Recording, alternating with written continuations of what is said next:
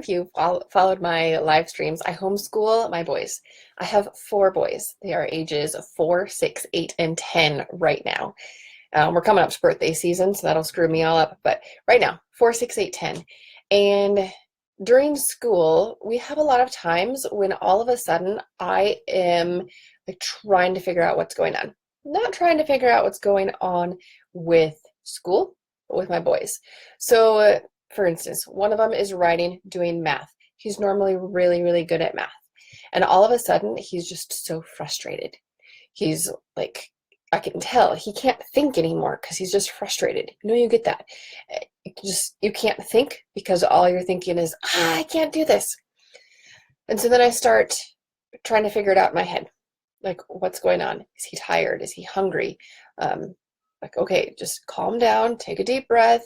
So he takes a deep breath, he tries again, do this math problem, whether it's, long division or whatever it is. So he's working hard, frustrated, things aren't working. He's near tears, still trying to work. And so I'm like, okay, what? How could I help you? We've already tried taking the deep breath, helped for a couple seconds, and then that overwhelm got back. And you still can't get through this problem, which I know you can do. Just take it piecemeal. So finally, like, okay, you need to go downstairs and you need to jump on the trampoline, 200 jumps, and then come back up. And he comes back up and he just like flies through that math problem. Like, no big deal. So yeah, parenting. That's what we get to talk about tonight. We get to talk about parenting. And I know that you are not all parents, and that's okay. And I know that some of you who are going to watch on the replay or join me later on, you're empty nesters. You don't have people at home right now, and that's totally okay. And I got a comment when I posted this live stream in the events, like, what if I'm parenting my parent? Yes, totally okay. First, I'm going to adjust the screen. There we go. I got a new computer, and this camera is bigger, so either you see the top of my curtain or you see my desk. Well, that's okay. All right, so it's hard work being a parent. You are responsible for everything. Whether you have little kids or whether you have dogs or whatever, it's hard work. It's hard work to take care of somebody knowing that everything that happens, it's up to you. Now, I say everything, obviously, not every single thing, but it sure feels like sometimes, especially when they're little. Brand new baby, it's all on you. That's a lot of pressure. And so you love the kid, you're trying your best to take care of them every single second. You're constantly thinking about their health. You're thinking about their whole health. That's what we talk about. You're thinking about their physical health. When it's a baby, are they fed? Are they dry? Do they need sleep? Like, those are the three things. When a baby cries, that's what you go through. Do they need to eat? Do they need a new diaper? Are they just tired? And then, of course, are they in pain? Like, those are the things that you go through. So you're always looking at their physical health, but you're also looking at their emotional health. Like, are they smiling right now? What is their mood? Are they crankier today than they were last week? What is going on with them? You're also thinking of their spiritual health. Like, that's a big deal. Your spirit is eternal. So, their physical body, that's pretty important too. But their spiritual health, I can't control that. Like, I can't say, because I believe in Jesus, because I have a relationship with Jesus, you also will have one and you will go to heaven. That's a choice that they have to make. But we can give them that environment that helps them to want to have a relationship with Jesus, that helps them want to have eternal life, to realize that there is a heaven and there are consequences. This is a big deal. So you're focusing on their physical, their emotional, their spiritual. You're also focusing on their environmental health. You're trying to keep them safe. I think back when I had toddlers, when they switched from rolling to crawling, that is a big deal in any household. all of a sudden you have to baby proof. And then when they start moving from crawling to standing and walking, all of a sudden your baby proofing has to go up another foot or two because you have to keep them safe. You're creating an environment that keeps them safe. Always, you're always thinking about it. You go to a new place, and even unconsciously, you're scanning to see how it's going to be safe, what you can do to protect your kids in this environment. And then, of course, dietary health. We're looking at their diet, we're looking at their nutrition, trying to build good habits. I just posted a little one of my quotes yesterday, 2 days ago, and it said that your child's dietary preferences, their pattern for their entire life, is set between about 4 and 8 years old. Again, that's a lot of responsibility on mom and dad, because for their entire life, unless they specifically try to overcome these patterns, their dietary patterns are set by the time they're 8 years old. Now, I already have one who's past that, and his dietary patterns, they're pretty set. We're working hard every day on changing some habits. I talked to you 2, 3 weeks ago about chewing well. It's a constant thing. We're always working on that. But, I try to give my kids vegetables with at least lunch and supper, not breakfast. And I know I could do breakfast, but lunch and supper, we're working on that. And so tonight I had a salad with chicken and I had corn, tomatoes, I don't know, stuff on it. So when I was pulling out my spinach for my salad, I told the boys, I don't say, do you want some? Well, I did, and then I immediately rephrased. I said, how many leaves do you want? And they all picked, I think one of them picked 3 leaves, and the rest of them all picked 1. But still, they have to eat that green. And they had corn on their plate. We've talked about corn before too. It's not the best vegetable, but whatever. That was the vegetable we had tonight. So yeah, we're building in the patterns. We're trying to create a healthy kid. We're looking at all 5 aspects of health. So when it comes back to school, and one of my boys is having a hard time, I go through all 5 categories of health, all 5 pillars, trying to figure out, because when he's struggling with a math problem, it's not math. All of my kids are really good at math. I know that the struggle is not actually math. It's something else. A lot of it has to do with their hunger levels. I told you I kind of struggle with breakfast. And so a lot of times they do have a high glycemic breakfast. They eat cereal. I try to have them all have nuts, some almonds or peanuts to go with that cereal, so at least they balance out their glycemic load a little bit. But I know that when they have a high glycemic breakfast at 7 or whatever time they eat, by 9:30, 10 o'clock, they're getting hungry. And some of those breakdowns in school, it's down to hunger. Their brain doesn't have the fuel it needs because they're hangry. They don't have that fuel. So thankfully, my husband, he is amazing. He has been making us snack. Every day, snack is at 10. Or that's the goal. And days when he doesn't do snack on Mondays, I forget to give them a snack. And oh my goodness, they get hangry and they can't think. There are so many more meltdowns over math and over handwriting. Just writing a simple word. They've done it many times before. I'm thinking of my first grader. Is he first? Yeah. He's learning how to write, and he knows how to write all of his letters, and he's learning how to read. So he comes to this word, and it's a simple word, and he's got it right in front of him, and he has to copy it down. If it is past 10 o'clock, and I have not given them snack, and John is not around that day, he cannot do it. Tears, throwing things, crumpling up the paper, digging a hole in the paper with his pencil. He can't do it. And you'd think I'd have learned by now. It's April. I would have learned by now that I cannot give him handwriting, which is his hardest thing, if he is hungry. So, I go downstairs and I get a handful of peanuts or almonds or chocolate chips. Like, I don't even care at that point. And for every word he writes, he gets to get a little treat, which raises his blood sugar, helps his just his focus because he's got a little bit more blood sugar. So it's important. So what does this have to do for your health? Because I promised that we were going to talk about parenting, why it matters in your health. And welcome. I forgot to say hi. So a hi to everybody who's here.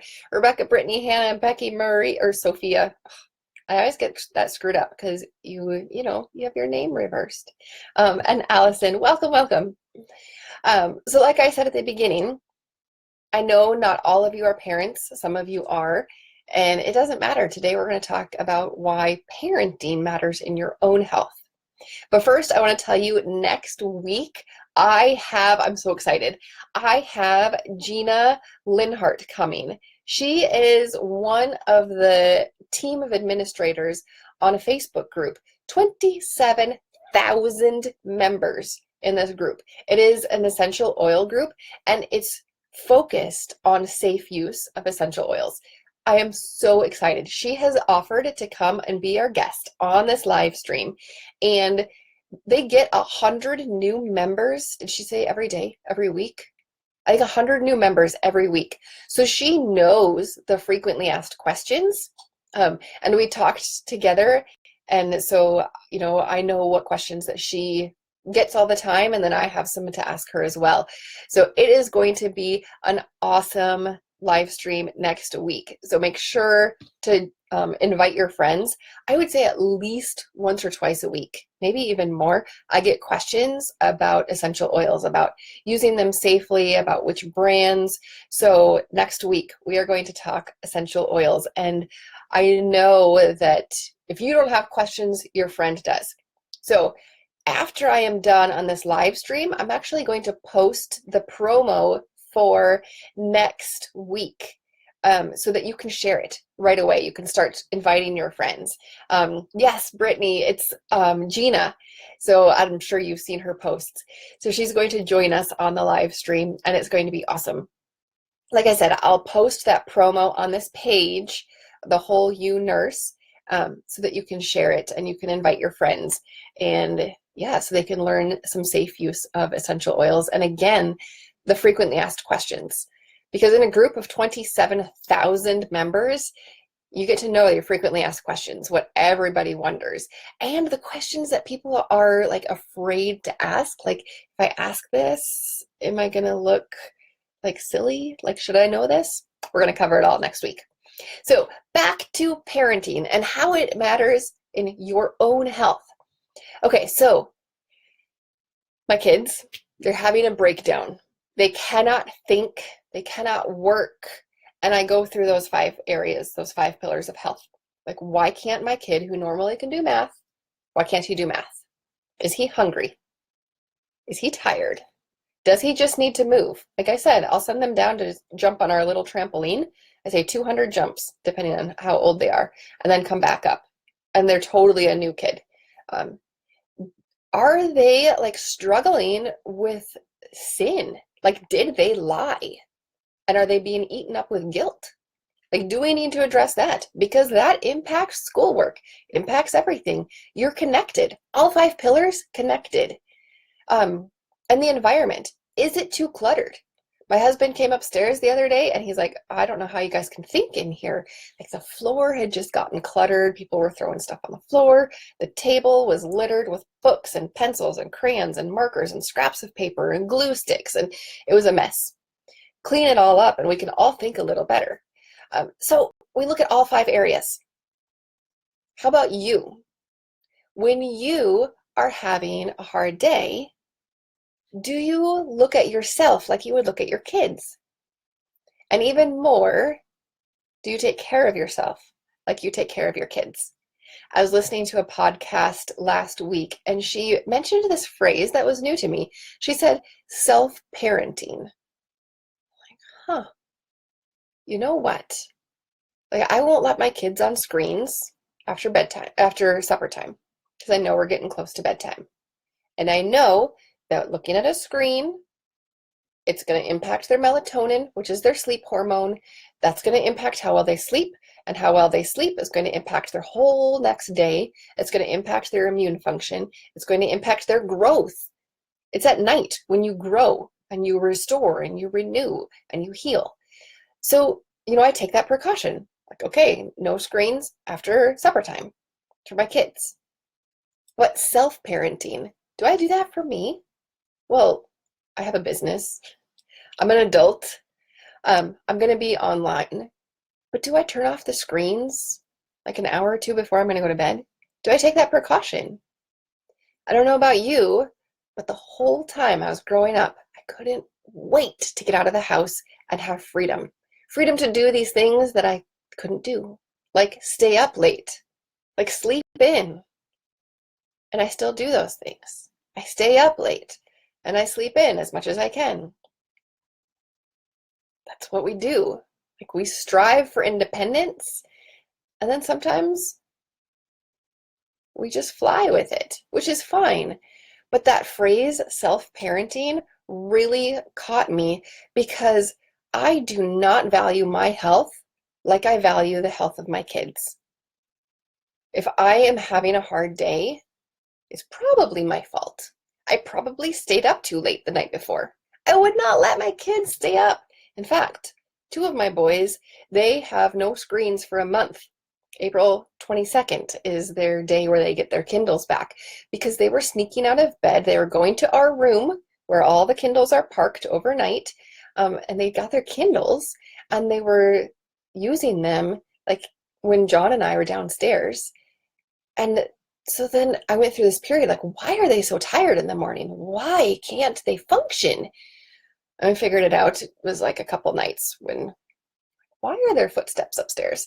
But yeah, we figured it out and we took those screens away because it impacted everything. But I don't do that for me. I get a new book and I stay up until 1 a.m. reading. I would not let my kids do that. So I have been trying to self-parent a little better.